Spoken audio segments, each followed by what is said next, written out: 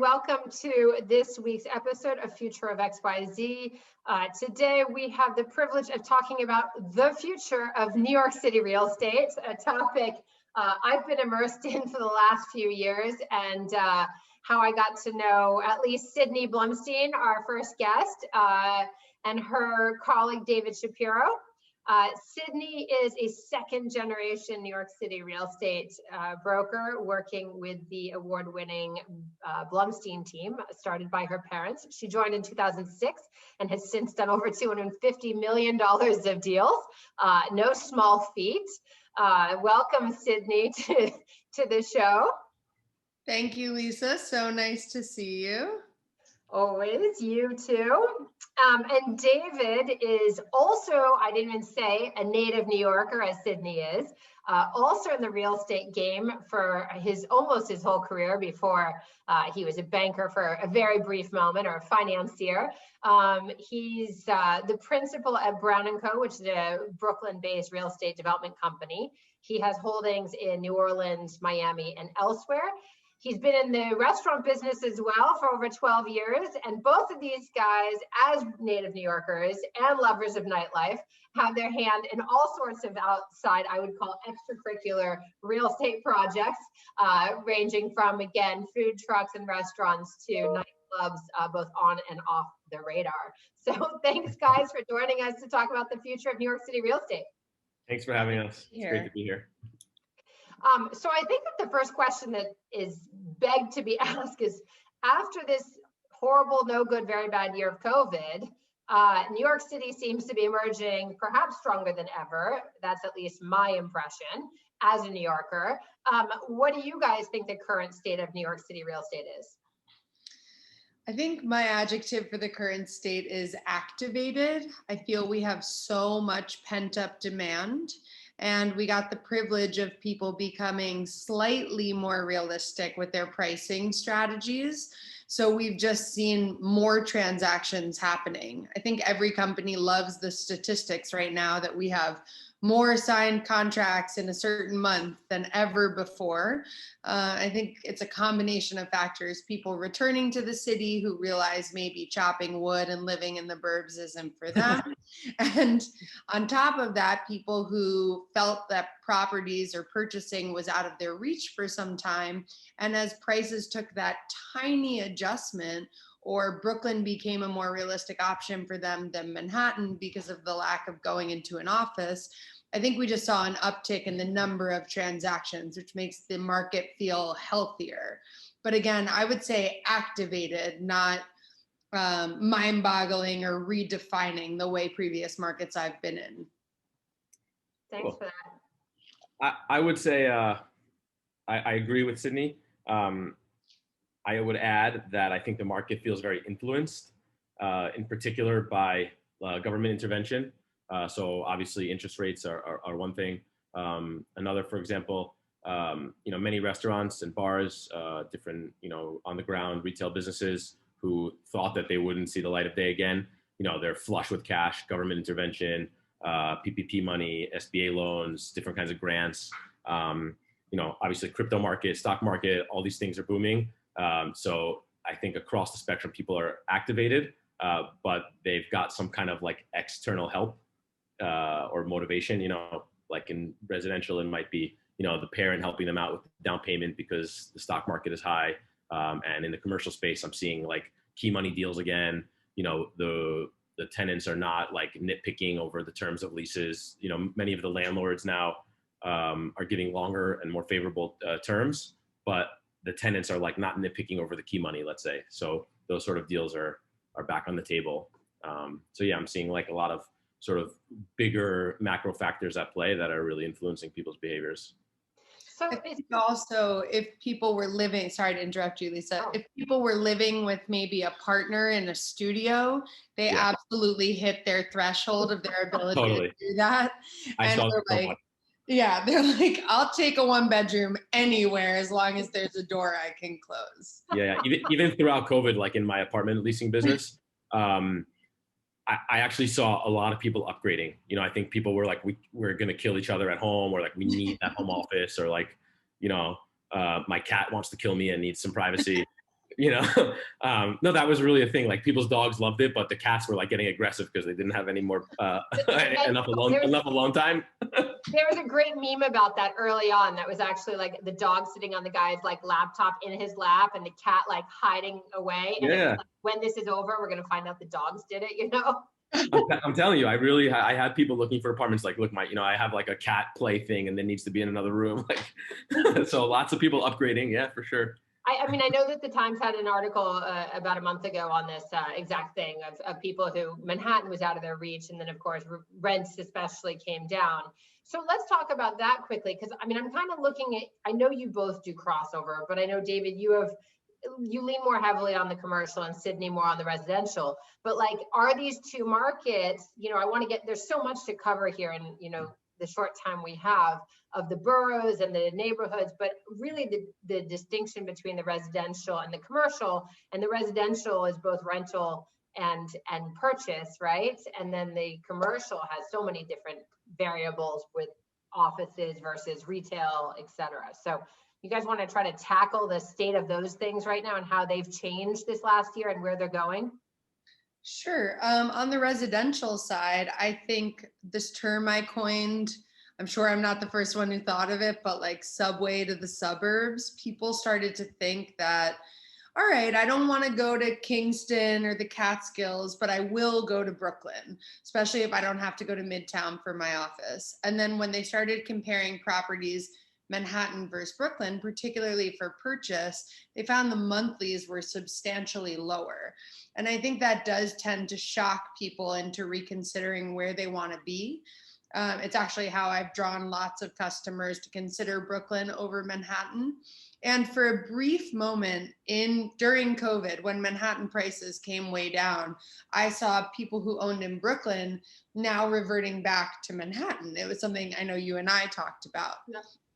And the rental market went through sort of a similar transition. We had this beginning of COVID insanity where everything in the rental world was being given away. Months free, broker fees covered, anything you could do to get somebody in the door. It was impossible to show. And then as recent as a month ago, we have 1-bedrooms going on the market, full 15% of a year's rent fee over what we were charging a year ago, and they're trading in a single day. Yeah. So I think the demand has come back in a way that's pushing the market back up. My only question, and I am always asking this question, is how long we can sustain this. How long will the market look like this? Because it does feel like a immediate reaction to this year of pause. And I think we will enjoy it, but it's certainly going to slow down this summer. And what will the fall look like? Yeah, I think part of that is just a factor of inventory. Like last year at this time, just in Williamsburg, I think there were like somewhere between 1,800 and 2,200 apartments on Street Easy. Like I checked the other day, I think there were 600 now. So, I mean, do the math, like the amount of inventory is so low, and obviously many people are coming back to the city now. So the demand is pretty high. The question is like, how did all the past inventory get sucked up if everyone was leaving the city? And I think that the answer is probably that we have an inventory and supply problem anyway. And there really just isn't enough, not to mention that, rent stabilized units really aren't coming online anymore because of the change in the laws. So there's really not a lot of, destabilizing going on where new free market units are coming available. They're just kind of staying in the realm where they are. So, again, this is more geared towards like the luxury markets in Williamsburg and Greenpoint and North Brooklyn. But yeah, I do see that dynamic at play. And as far as commercial goes, I think the bigger issue right now is really with these guys, for tenants and operators to find staff. Nobody wants to come back to work. So you've got really a lot of activity. The market is booming. The operators are feeling positive. They've got help from the government. They survived. They're through the worst.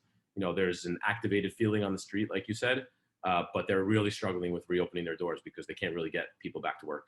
And I don't know if that's just a function of unemployment benefits being generous or ongoing. But yeah, I really see that as, at this moment, probably the biggest detriment. And I think also like the sort of mayhem that's happening on the streets, like with public drinking and stuff like that, it is presenting a bit of a challenge for nightlife reopening. Like I know in in my bar, we had our sort of first like nighttime reopening this weekend, and like the streets outside were crazy. And it's not our job to police the streets, but it's definitely a challenge operationally. So I think that's like on everyone's minds, because they are positive, but they're facing challenges like as if it's the first day in business. Yeah, absolutely. I mean, I have two follow-ups. I mean, just quickly, in terms of the commercial, I mean, there is retail, including restaurants, right? Right. Which everyone was so afraid we're going to shut down, right? But as you said, there's been a resilience. I mean, obviously, a lot of people lost their livelihoods and their businesses, and it's been a tragedy that's impacted certain neighborhoods certainly more than others. But of course, it's coming back with a vengeance. Retail is like, maybe landlords, Madison Avenue shut down, but like landlords are having to reconsider rentals, et cetera. So businesses might be able to emerge. And then there's this question of like, are people coming back to an office? What happens in commercial, if people don't come back to an office, and or like you do have chaos like in the nightlife streets that isn't being policed per se by as it shouldn't be by restaurants and bar owners? I mean, I think, to speak to your question about like what happens if people don't go back to the office, I don't know really how that speaks for retail. Obviously, it's not good. I think there's a good chance that a lot of office space is not usable in the way that it was previously. And to me, that actually presents an opportunity for, some politician, maybe the new mayor or whatever, to help these office buildings to rezone and maybe become multi-spaces or mixed use or residential, like to kind of streamline the change in use, and help with the inventory and the supply problem. Because I think people now, it was happening before COVID, and COVID exacerbated it. People want to live close to where they work, and they want to live in a neighborhood, and the city's still set up like hub and spoke. I mean, now people could live in Greenpoint and work in the Navy Yard or work in Industry City, and there's really no way to get there. I mean, I know the Brooklyn Queens connector is like a thing that people are talking about forever, but yeah, I mean, I think it presents an opportunity to really make like a smarter city where things are focused around the neighborhood, and you sort of buy into the neighborhood. Like that's your lifestyle. You live there, you work there, you walk to work or ride your bike, and there's a bike lane, and there's maybe different modalities of transportation to bring you around. But as far as what it means for retail, I think it just depends on how the office space gets repurposed. Because again, if now people are living there, maybe there's an opportunity for a supermarket. Whereas if it's offices, you don't want to buy your groceries and put them on your desk, Totally. It's interesting. And Sydney, I mean, you're going to crack up because of course I ask you this question like every day for a series of months, but like, I know you don't have a crystal ball. But I mean, on the residential side, especially, I mean, you've talked about like, the subway to suburbs, kind of mantra, but are you seeing kind of other patterns in the luxury versus kind of like, pre-war co-op versus condo? Because New York is a very unique market, especially on the residential side. I mean, we have things that other markets don't have. So right. What's happening in the state of play right now, and where do you think it's all going? Well, I would say the market under $1 million, maybe 1.5, just beyond activated, just seems vibrant. Like that is the market that's moving, that has traction, it has so much interest. We put a listing up, it's getting wild engagement. However, at the high end, like the 15 million plus, we're seeing it be more sluggish. I do think the brokerage community has a little bit of seasonal amnesia, which we've had consistently through COVID, where traditionally the high end is not activated during the summer because those people tend to have country homes and don't tend to be shopping for property. I think there hasn't been enough conversation about the expiration of all the tax abatements that were allotted to neighborhoods like Williamsburg, Greenpoint, downtown Brooklyn, Financial District, Midtown, which are all going to kind of come up at the same time and increase the monthlies in those areas significantly. I don't think anybody wants to talk about that because that's forecasting a downturn. I'm seeing that now as well, by the way. Yeah, because you're just starting to see some of the expiration. There's a few buildings in Williamsburg where the expiration started in 2020, yeah. And now you went from $3 a month real estate taxes to $400 or $1,000, and it doesn't work for an investor the same way. Yep. I also am a proponent that anytime you want to buy real estate is a great time because it means you have the means and the motivation, and you can wait to sell it or flip it until the market meets you once again. You just have to be prepared for that to be a 5 or 7 year horizon. And I really do not think New York City is a place to invest for 2 years. I don't think it's a flipper's market. And some of the things that make New York unique are really expensive. So, like, for example, mansion tax is a unique thing in New York City. When they put it into place in the 80s or early 90s, $1 million did buy you a mansion. Now I have a client buying a 1-bedroom on Powers Street in Manhattan Avenue. That's 1.050, and it's a mansion. And, similarly, the co-op board process, I think, might be something that continues to come under scrutiny, particularly considering whoever comes into the mayor's position in the near future, because it's a confusing gray area in the discrimination space because there's no disclosure of why someone gets turned down. And I think we've all seen it go beyond financials to include 4 people living in a 1-bedroom to be able to afford it, or gifted money from a parent to a student, or maybe someone who's just a profile that building isn't seeking. So although co-ops are less expensive to get into, I do think we'll see a re-examination of that style of ownership and the restriction on how much people can finance as we move into the future. But I still think any time is a good time to buy. I've only bought in up markets, so. I think it's great. And I've always appreciated your optimism, which is what inspired this conversation, in fact, because I don't know better people to talk about the future of New York City real estate. And obviously your parents' legacy of doing this since the 70s is pretty phenomenal. You've learned from the best. Yeah. I think, as I have a few other questions, but both of you have talked about the mayoral election. And as we're recording right now, we still don't know who that mayor is. There are a whole bunch of other roles and responsibilities at a borough level as well as at the city level, including comptroller. I know, David, we've talked about it a little bit. It's unclear what each of their platforms is. This was kind of like in the time of COVID, there were a lot of other questions that these guys got to focus on, and perhaps candidates don't follow through on what they say anyway. But like, what is the real estate market like hoping for in the new kind of turn of so many important positions? What would be like the best outcome for the future of New York City real estate that would be a change? You mean for like buyers and renters, or for landlords and developers? Because that's a great question. I mean, from your perspective in the seat that you sit in, that would be the best for New York City real estate overall. I mean, I think, and I've been saying this for years to anyone who will listen to me, like, New York does not have a real estate crisis. We have a transportation crisis. If the L train went across to New Jersey and you can get from Jersey to Union Square in the same time that it takes you to get from Williamsburg to Union Square, and people could live like in Weehawken, and get to work in 15 minutes, I don't think we'd be having the same conversations.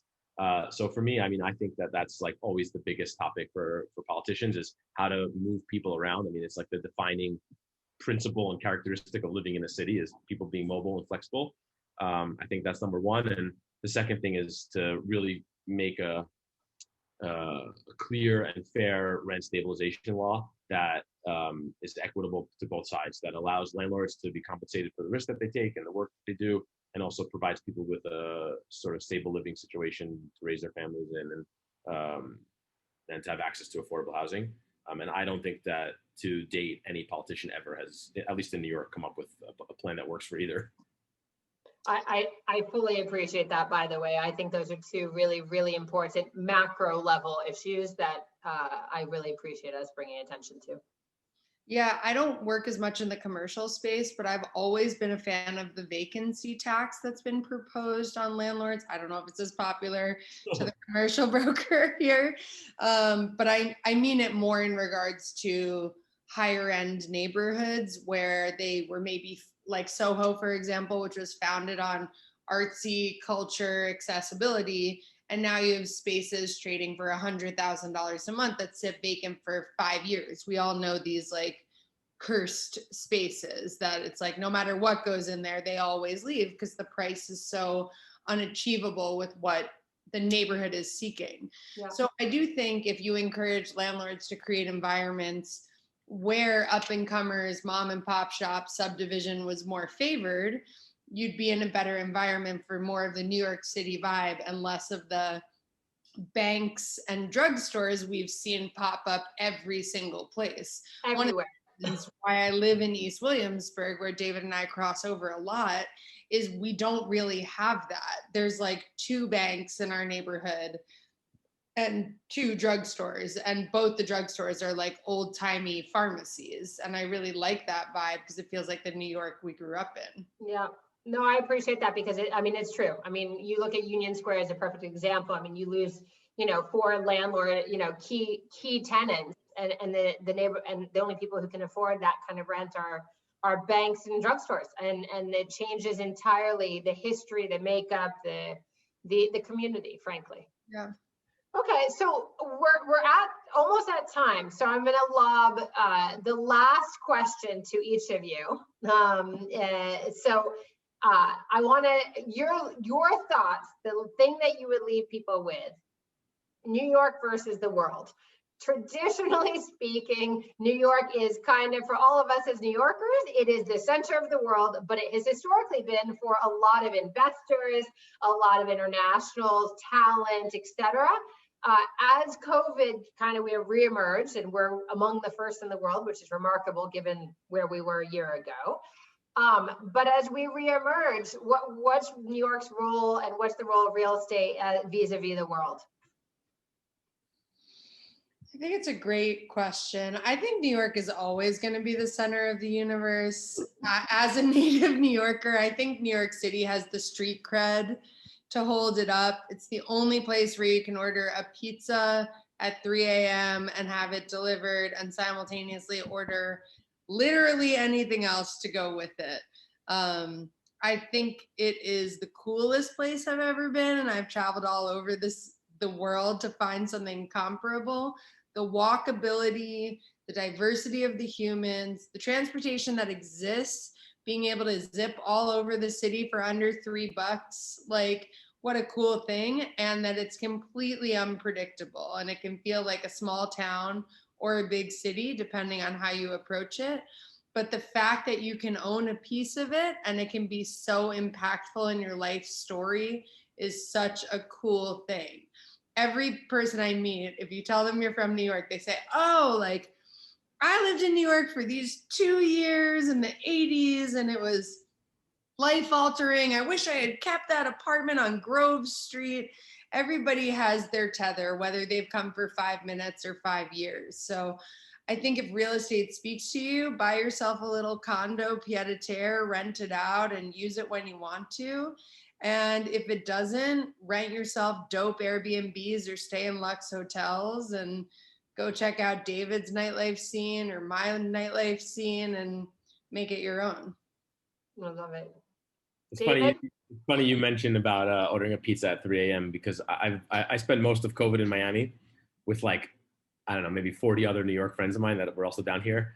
And a couple of friends went back pretty quickly. And I have one friend in particular, she was just like, you cannot order food at 3 in the morning. Like this Uber Eats has one option. I can't take this. This isn't a city.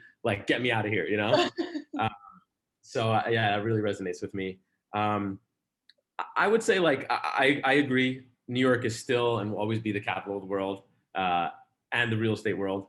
But I think one of the things that came out of COVID was New Yorkers kind of spreading their wings or branching out and making connections in other places, whether it's upstate or in Miami or California or even in Mexico or different places. So I think that this sort of New York, sister city vibe somewhere else mentality has really grown, and people have new connections to other places and maybe a new appreciation for different ways of life. And I think that can only benefit the city. And I think also can bring some kind of balance to people's lives. And, New York is an amazing, wonderful capital of the world, but people also sometimes need an outlet. And I think that COVID helped some fortunate people to get that. And I'm personally curious to see what kind of new lifestyles and projects could come out of that. I'm going to call it the New York diaspora, because it definitely, to Sydney, and your 2 points blend really well into my perception of New York and my own personal experience of New York as well, as the boomerang and now just outside. I think that the reality, of course, is that you have, if you've been there for 2 minutes or if you've been there for 2 years, if it's touched you, you always feel like a New Yorker. And so it's always home somehow. And this thing, David, that you're talking about, where like New Yorkers spreading their wings and then new wannabe New Yorkers coming in and getting to become that, it can only strengthen the future of New York City real estate. So true. So thank you both so much for joining us today on this awesome conversation. Sydney knows and David's learning that I could talk about it forever. We can do it again. For everyone watching Future of XYZ, please make sure that you subscribe on YouTube, Spotify, SoundCloud, wherever you get your podcasts. Follow us on Future of XYZ, Future of XYZ on Instagram, and make sure that you link up with these guys as well for all your real estate needs in New York City as the world continues to reopen. Thank you so much, Lisa. Nice to see you, David. You too. Thanks for inviting me. Thanks both. Talk to you very soon. Bye, everyone. See you next week.